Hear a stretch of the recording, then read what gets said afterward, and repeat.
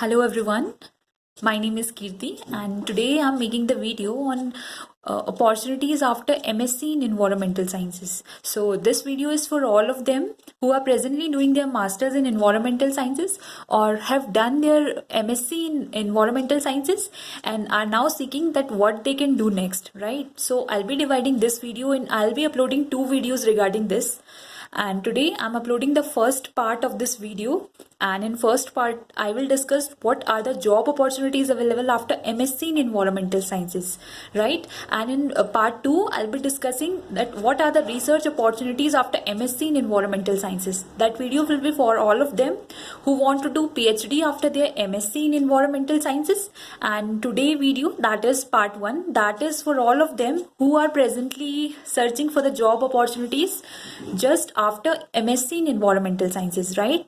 सो ऐसे कौन कौन से एग्जाम्स हैं जिनकी आप लोग प्रिपरेशन कर सकते हैं after MSc in environmental sciences?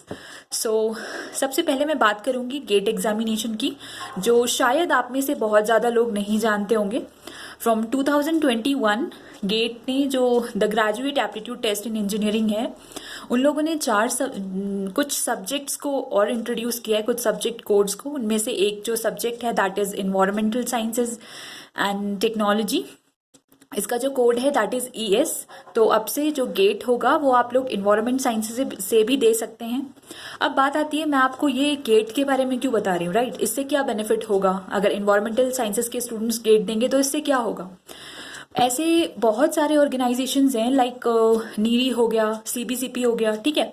ऐसे और भी जो नेशनल इंस्टीट्यूशंस हैं इन्वायरमेंट साइंस के, वो लोग क्या करते हैं, साइंटिस्ट के लिए तो नहीं बोलूंगी, लेकिन साइंटिस्ट से जो नीचे पोस्ट होती हैं जैसे टेक्निकल असिस्टेंट हो गया और बाकी जितनी भी पोस्ट आती हैं, वो लोग अपने पर्सनल एग्जाम्स कंडक्ट करवाते हैं रिक्रूटमेंट के लिए, राइट? तो अब जैसे गेट इंट्रोड्यूस होने जा रहा है फ्रॉम 2021, तो ये लोग गेट मतलब इन्वायरमेंट साइंस में कंडक्ट होने जा रहा है, तो ऐसा पॉसिबिलिटी माना जा रहा है कि ये लोग शायद अब गेट का स्कोर मांगे, राइट?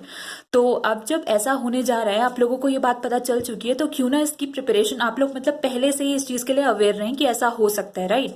तो इसका जो एग्जाम पैटर्न है वो ऐसा है कि 100 मार्क्स का क्वेश्चन पेपर होगा और उसमें 15 मार्क्स का आपका जनरल एप्टीट्यूड टेस्ट होगा और जो 85 मार्क्स होंगे that will consist of your subject matter, right? उसमें इन्वायरमेंट साइंस एंड टेक्नोलॉजी और इन्वायरमेंट थोड़ा सा इंजीनियरिंग का बेसिक इंजीनियरिंग का पोर्शन और इन्वायरमेंटल साइंसेस का जो पोर्शन है वो आएगा 85 मार्क्स में, राइट? तो इसको आप लोग देख लीजिएगा. दूसरे एग्जाम की जो मैं बात करूंगी, इसमें जो इम्पोर्टेंट है वो है नबार्ड एग्जामिनेशन. आप में से बहुत सारे लोगों को ये नहीं पता होता कि जो नबार्ड है वो भी एग्जाम कंडक्ट करवाता है, वो भी सारे मतलब जो रिक्रूटमेंट लेता है वो सारे फील्ड से लोगों को इनवाइट करता है. बट काफ़ी लोगों को ये मिथ है अभी तक कि काफ़ी लोग ऐसा मतलब एज्यूम करके बैठते हैं कि शायद नबार्ड एग्रीकल्चर का बैंक है तो शायद एग्रीकल्चर के स्टूडेंट्स को ही ये लोग इन्वाइट करते हैं, बट ऐसा बिल्कुल नहीं है. इसका जो एग्जाम पैटर्न है ये 3 स्टेजेस में एग्जाम को मतलब रिक्रूटमेंट प्रोसेस इनका 3 स्टेजेस में होता है. नबार्ड ग्रेड ए ऑफिसर की मैं बात कर रही हूँ, राइट? सो ये जो प्रोसेस है ये 3 स्टेजेस में होता है, prelims, mains and interview, right? और जो प्रीलिम्स होगा ये आपका 200 मार्क्स का होता है. इसके लिए आपको 120 मिनट्स का टाइम मिलता है और इसमें जो सब्जेक्ट्स होते हैं दैट इज रीजनिंग हो गया, एक आपका रीजनिंग आएगा, दूसरा 20 मार्क्स का इसमें रीजनिंग है और इंग्लिश आता है आपका 40 मार्क्स का. Computer knowledge will be of 20 marks, general awareness will be of 20 marks, and quantitative aptitude will be of 20 marks, or economic and social issues with focus on rural India, that will be of 40 marks, right? And agriculture and rural development with focus on rural India, that will also be of 40 marks, right? तो सारे 20 marks के हैं. 3 subjects हैं जो majorly आपको इसमें focus करना है. The first one is English 40 marks, the second one is economic and social issues 40 marks और एग्रीकल्चरल रूरल डेवलपमेंट 40 मार्क्स, ठीक है? ये आपका प्रीलिम्स के लिए है एग्जाम पैटर्न, राइट? अब मेंस में जब आप पहुंच जाते हैं तो आपके पास बहुत सारे सब्जेक्ट्स हैं, आप उनमें से कोई भी सब्जेक्ट चूज कर सकते हैं. जो ऐसा जरूरी नहीं है कि आपका जो मतलब उसमें रहा हो, आप कुछ भी ऑप्शनल सब्जेक्ट चूज कर सकते हैं मेंस में. और इसमें इन्वायरमेंट साइंस भी एक ऑप्शन है, तो आप 100 मेंस में जो आपका एग्जामिनेशन होगा उसमें जो आप सब्जेक्ट कोड चूज करेंगे उसमें से आपका 100 मार्क्स का पेपर आएगा, राइट? तो आप अगर इन्वायरमेंट साइंस चूज करते हैं तो you will be having 100 questions from environment science part, right.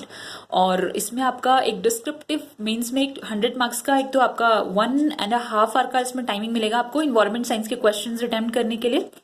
और जो इसमें पेपर 1 पेपर 2 होता है, ठीक है। और जो दूसरा पेपर होगा वो इंग्लिश का डिस्क्रिप्टिव पेपर होगा, आपको you have to write essay and all that, और ये भी 1.5 हाफ आवर का होगा, और इसके लिए भी आपको टाइम मिलेगा।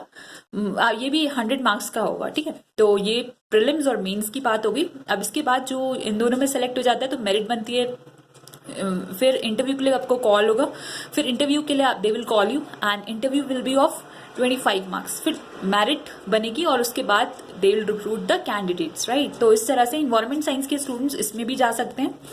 अब ये जो नोटिफिकेशन है 2015 से रेगुलरली देखा जा रहा है कि ये आ रहा है लगभग, है ना, हर साल ये पोस्ट निकाल रहे हैं। तो आप इस चीज को भी माइंड में रख सकते हैं कि ये अगले साल जब आए तो आप इस चीज के लिए प्रिपरेशन रखें, और जब भी ये आए आप यहाँ पे जा सकें, राइट।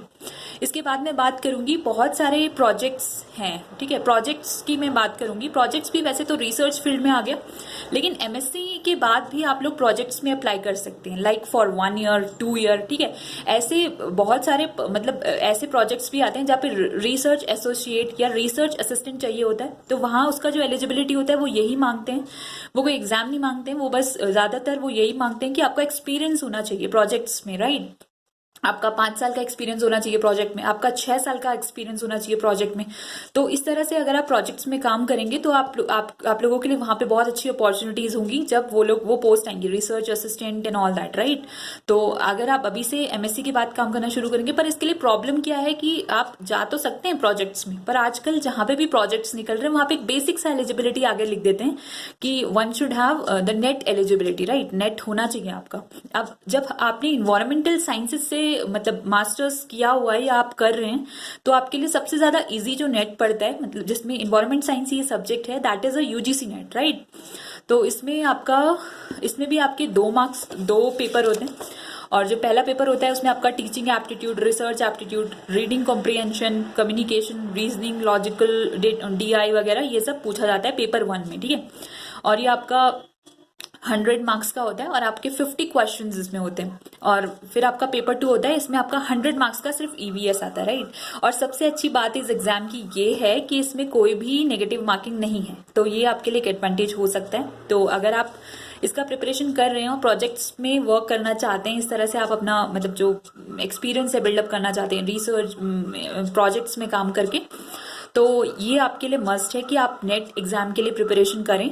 और मैंने आपको इसका एग्जाम पैटर्न बता दिया है, तो आप इसको देख सकते हैं, अपने लिए ऑप्शन रख सकते हैं, ठीक है। इसके बाद मैं बात करूंगी प्रोजेक्ट्स के बाद मैं बात करूंगी ऐसे अगर किसी को प्राइवेट इंडस्ट्रीज में अगर जाना है, राइट। प्राइवेट सेक्टर की बात मैं बाद में करती हूँ। इसके अलावा भी वो सारे आप लोग मास्टर्स जब कर रहे हैं तो मैं ये मान के चल रही हूँ कि सब लोग आप ग्रेजुएशन करके आए हैं, राइट।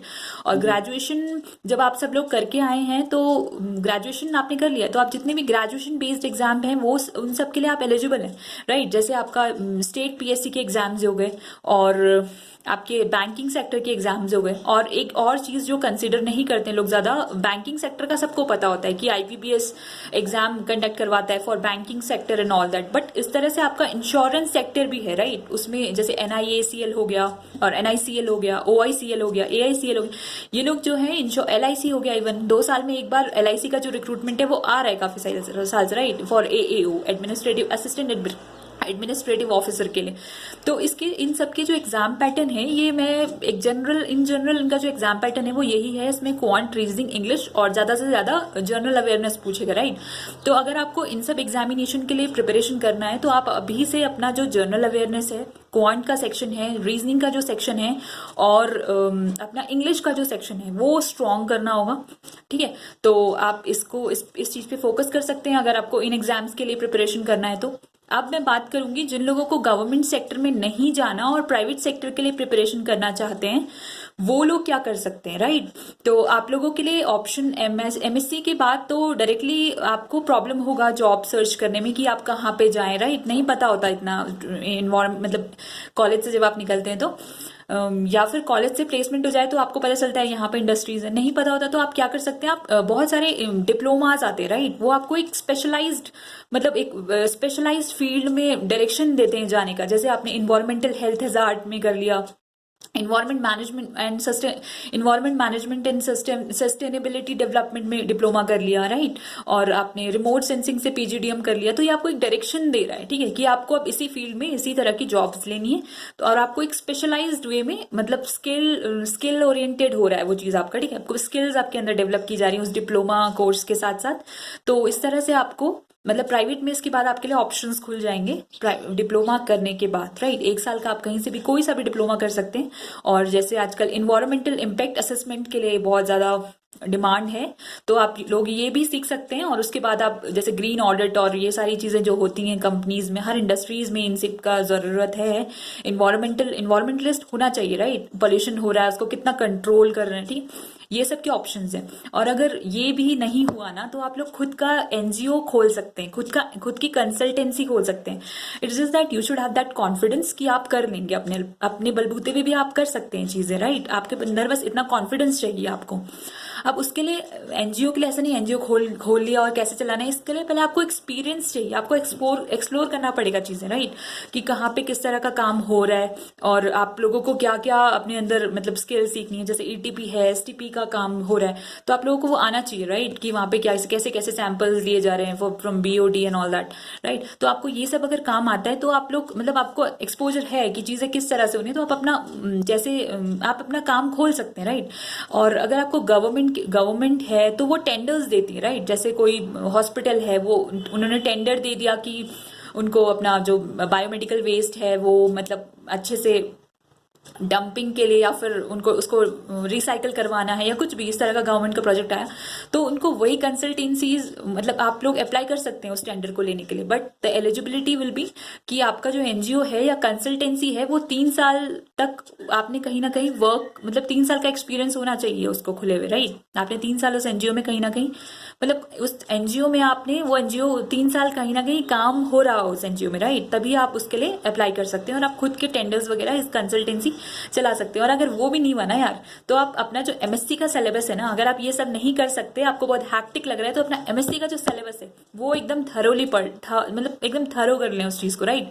एक टॉपिक आपको ऐसे आना चाहिए। इकोसिस्टम है तो वन शुड नो इकोसिस्टम क्या है, इकोलॉजी क्या है, हर चीज को एकदम क्लियर कर लीजिए, राइट। अगर कुछ नहीं हुआ ना तो आप लोग मतलब जितने भी साइंस स्ट्रीम के स्टूडेंट्स हैं उनके पास कोई ऑप्शन नहीं है, एनवायरमेंट साइंस ऑप्शन लेना पड़ेगा if they are preparing for UGC NET, right.